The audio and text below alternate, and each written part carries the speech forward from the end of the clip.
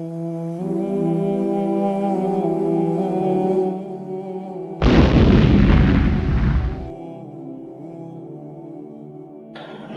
حکیم نے اپنے بیٹے کو نصیحتیں کی، ایسی نصیحتیں بڑی زوردار۔ اللہ پاک نے ان کی بعض نصیحتیں قرآن میں بھی نقل کی۔ تو جب آخری وقت تھا نا لقمان حکیم کا، تو بیٹے کو بلایا، فرمایا کہ بیٹا ساری زندگی نصیحتیں کرتا رہا، اب میری زندگی کا آخری وقت ہے، میں تمہیں اپنی آخری 6 نصیحتیں کرتا ہوں۔ 6 نصیحتیں، ساری زندگی کا نچوڑ نکالا، ساری نصیحتوں کا نچوڑ نکالا۔ پہلی بات، پہلی نصیحت کہ بیٹا دنیا میں اپنے آپ کو اتنا ہی مشغول کرنا، دنیا میں اتنا اپنے آپ کو لگانا جتنا تمہارا دنیا میں قیام باقی ہے، جتنا تمہارا دنیا میں قیام باقی ہے اتنا اپنے آپ کو دنیا میں مشغول کرنا۔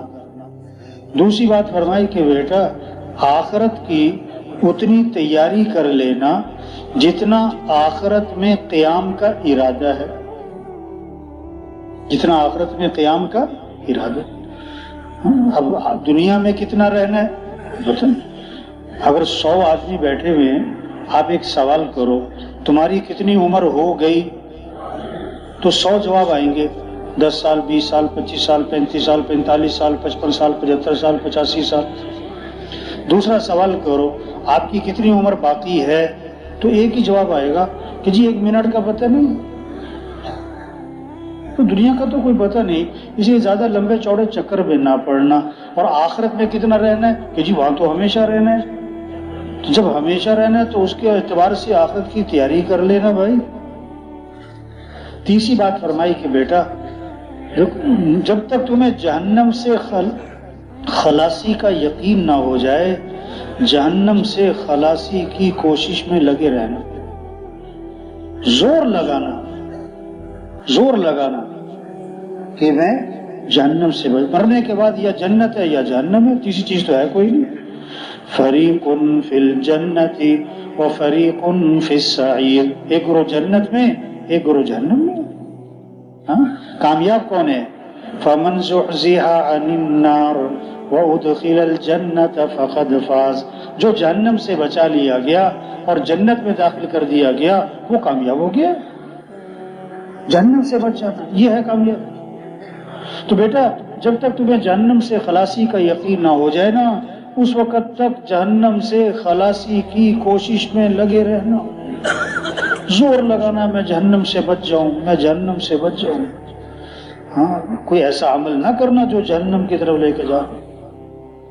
ہاں چوتھی نصیحت فرمائی کہ بیٹا جتنا تم اللہ کے محتاج ہو، جتنا تم اللہ کے محتاج ہو، ہم محتاج ہیں نا، ہم تو بہت زیادہ محتاج ہیں، کھانے کے محتاج، پانی کے محتاج، ہوا کے محتاج، کپڑوں کے محتاج، ہم تو نمک کے محتاج، ہم تو کیا ہے تسمے کے محتاج، ہم تو سوئی کے محتاج، ہم تو دھاگے کے محتاج۔ انسان تو احتیاج کے مجموعے کا نام انسان، محتاج ہی محتاج۔ تو سب سے زیادہ ہم محتاج کس کے ہیں؟ اللہ کے۔ بولنے میں کس کے محتاج؟ اللہ کے۔ سننے میں کس کے محتاج؟ اللہ کے۔ کھانے میں، پینے میں، چبانے میں، نگلنے میں، اٹھنے میں، بیٹھنے میں، سانس لینے میں، دل کے دھڑکنے میں، ہر آن، ہر گھڑی، ہر حال، ہر وقت ہم کس کے محتاج؟ اللہ۔ 1 منٹ میں 1 مرتبہ نہیں بلکہ 1 لمحے میں ہم کروڑ مرتبہ اللہ کے محتاج ہیں۔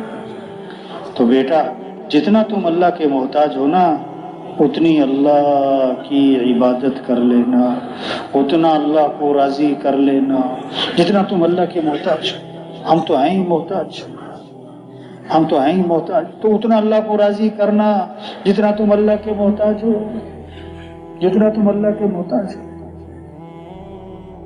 5ویں نصیحت فرمائی، بیٹا جب کوئی گناہ کرنا چاہو تو آدمی کی عادت ہے جب آدمی نے غلط کام کرنا ہو نا تو آدمی دائیں بائیں دیکھتا ہے، کوئی دیکھ تو نہیں رہا، چھپ کے کرتا ہے نا۔ تو جب تم کوئی گناہ کرنا چاہو تو کوئی ایسی جگہ تلاش کر لینا جہاں اللہ اور اس کے فرشتے تمہیں نہ دیکھ رہے ہوں، کوئی ایسی جگہ تلاش کر لینا۔ ہاں، استاد نے شاگردوں کو ایک ایک چوزا دیا، ایک ایک چھری دی کہ وہاں ذبح کر کے لاؤ جہاں کوئی نہ دیکھ رہا ہو۔ کوئی 2 منٹ بعد ذبح کر لایا، کوئی 3 منٹ، کوئی 4 منٹ، کوئی 10 منٹ، کوئی ایک بچہ دیر سے آیا، ذبح بھی کر کے نہ لایا۔ استاد نے کہا تم آئے بھی دیر سے ہو اور ذبح بھی نہیں کر کے لائے، یہ کیا کیا؟ انہوں نے کہا جی آپ نے شرط لگائی وہاں ذبح کر کے لاؤ جہاں کوئی نہ دیکھ رہا ہو۔ میں جگہ جگہ گیا لیکن جہاں جاؤں اللہ دیکھ رہا ہے، جہاں جاؤں اللہ دیکھ رہا ہے، جہاں جاؤں اللہ دیکھ رہا ہے، تو اس لیے میں کیسے ذبح کر کے لاتا؟ استاد نے کہا یہ سارے بچے فیل ہو گئے، تم پاس ہو۔ جب گناہ کرنا چاہو تو کوئی ایسی جگہ تلاش کر لینا جہاں اللہ اور اس کے فرشتے تمہیں نہ دیکھ رہے۔ چھٹی نصیحت فرمائی کہ بیٹا اگر گناہ کرنا ہی ہے نا تو کر لینا، لیکن کتنے گناہ کرنا جتنا تم جہنم کی آگ برداشت کرنے کا حوصلہ رکھتے ہو۔